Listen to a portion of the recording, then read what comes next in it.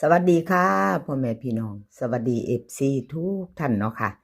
กลับมาพบมาพอกับเจตาพารวยคือเก่าค่ะในทางช่อง YouTube คลิปนี้เจตาก็จะว่างแนวทางของลาวพัฒนาค่ะลาวพัฒนาจะเป็นของวันที่16เนาะค่ะเป็นวันศุกร์ที่16เห็นอยู่นี่ปล่อยเป็ดค่ะพี่น้องปล่อยเป็ดวันที่14ที่ผ่านมาประวัติของเพิ่น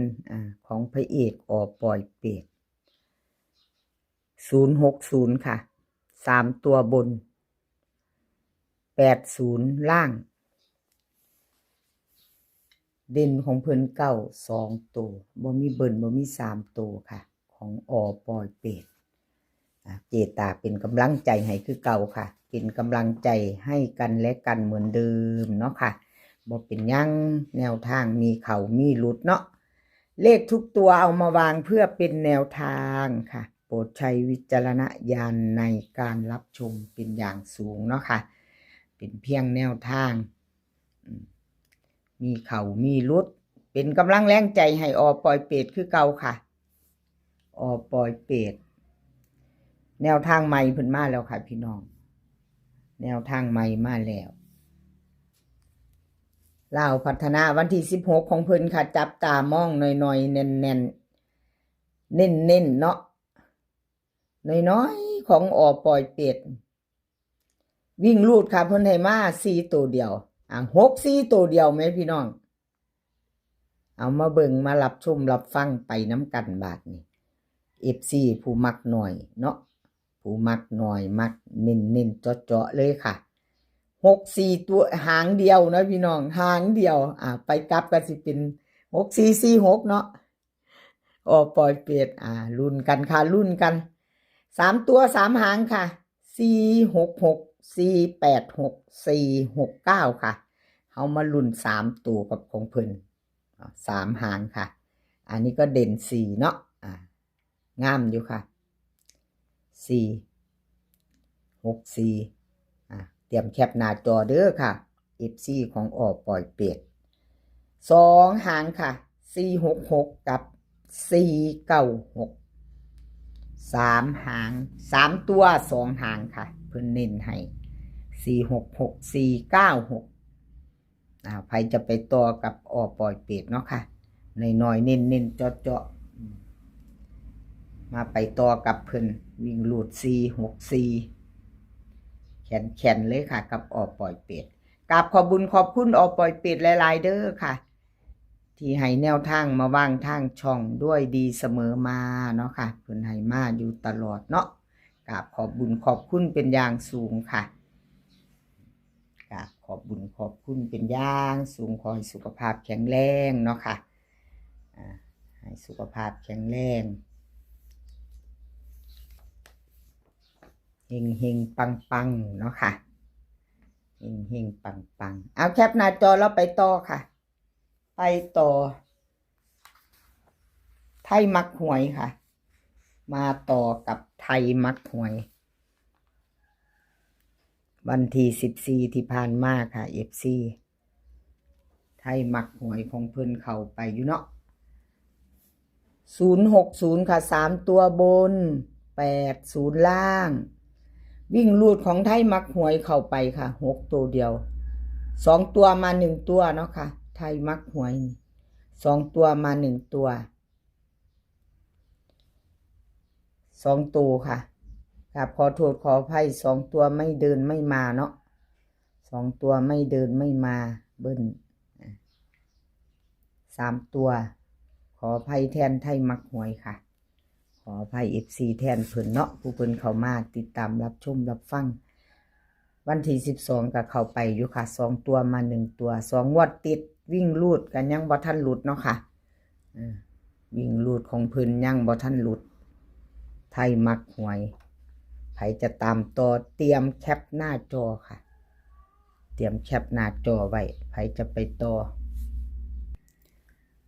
กับไทยมักหวยค่ะไทยมักหวยวิ่งลูดเพิ่นให้2กับ8เนาะค่ะ2ตัว4หาง2 4 2 5 8 1 8 8เบิ้ล22กับ88ค่ะ3ตัว3หาง 824 825 288วิ่งรูดเพิ่นเด่นทอกันค่ะ2กับ8ไทยมักหวย FC จับตามองค่ะไทยมักหวยเพิ่นเด่นทอกัน2กับ8 2ตัวเน้น2หางค่ะ24กับ81 3ตัวเน้นหางเดียว824ค่ะ824เอา FC แคปหน้าจอไว้ไผตามต่อกับไทยมักหวยเนาะค่ะผู้เพิ่นเคยตามกันชอบก็จัดขัดก็ผ่านเนาะค่ะชอบก็จัดขัดก็ผ่านไปบ่เป็นหยังค่ะเอาที่เฮาชอบเฮามักเฮาเลือกเอาเลือกพิจารณาเบิ่งของแต่ละเซียนเนาะค่ะหลายๆเซียนคลิปนี้มีแค่3เซียนเนาะค่ะคลิปนี้3เซียนปอยเป็ดไทยมักหวยแล้วก็ซองสุวรรณค่ะชอบของผู้ใดก็ทาจัดของผู้นั้นเนาะค่ะเลขก็เป็นเพียงแนวทางมีเขามีรุดเนาะค่ะรุดไปก็กราบขอโทษขออภัยหลายๆกราบขอบุญขอบคุณไทยมักหวยหลายๆค่ะที่ให้แนวทางมาว่างทางช่องของเจตาเนาะ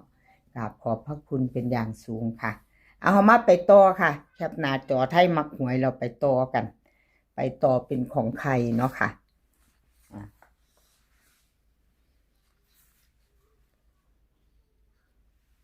มาต่อเป็นของซองสุวรรณค่ะ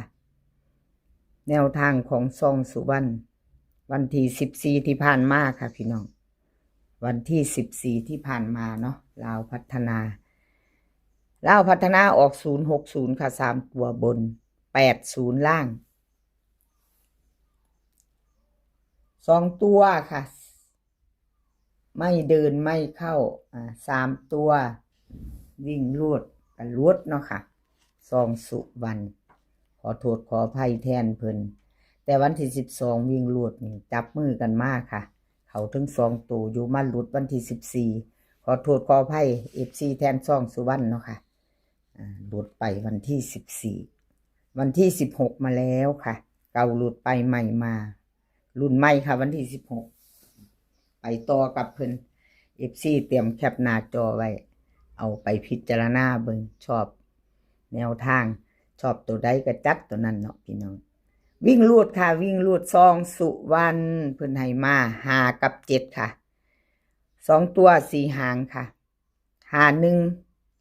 5153 7173เบิ้ลค่ะ55กับ77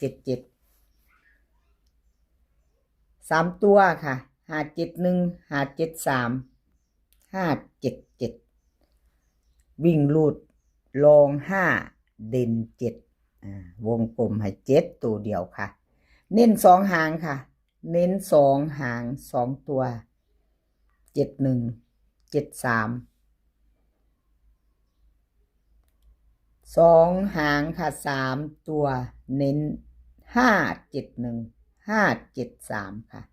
3ตัว3ตัวเน้น2หาง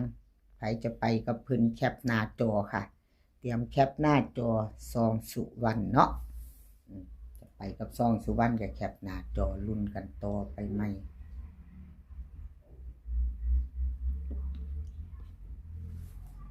กับขอบุญขอบคุณซองสุวรรณหลายๆเด้อค่ะที่ให้แนวทางมาว่างทางช่องครับขอบพระคุณเป็นอย่างสูงค่ะสำหรับแนวทางให้โดยดีเสมอมาเนาะครับขอบพระคุณหลายๆ FC ใหม่ถ้าเพิ่งผ่านเขาไม่เห็นเนาะค่ะอาจจะไม่เห็นเป็นครั้งแรกชอบแนวทางเดียวกันแล้วก็แนวทางเล่าพัฒนาคลิปนี้เนาะค่ะทางช่องของเจตาพารวยยังบ่ทันกดติดตามกับฝากกดติดตามไว้ค่ะกดติดตามแล้วก็อย่าลืมกดกระดิ่งแจ้งเตือนจะได้บ่พลาดคลิปใหม่ๆเนาะกดกระดิ่งแจ้งเตือนไว้เนาะค่ะถ้าชอบเนาะบ่ชอบก็ผ่านไปค่ะคลิปนี้ขอให้พี่น้องโชคดีค่ะกับเล่าพัฒนาวันที่16เป็นวันศุกร์เนาะค่ะวันที่16วันศุกร์20:30เล่าพัฒนาออกไปลุ้นกันต่อขอให้โชคดีกันทุกคนมื้อนี้ก็ขอให้มีความสุขค่ะขอให้สุขภาพแข็งแรงกันทุกคนเดินทางไปไสก็ขอให้ปลอดภัยค่ะ เดินทางไปขอให้มีโชคกลับมาขอให้มีชัยคลิปหน้าพ่อกันไหมค่ะคลิปนี้ก็สวัสดีค่ะ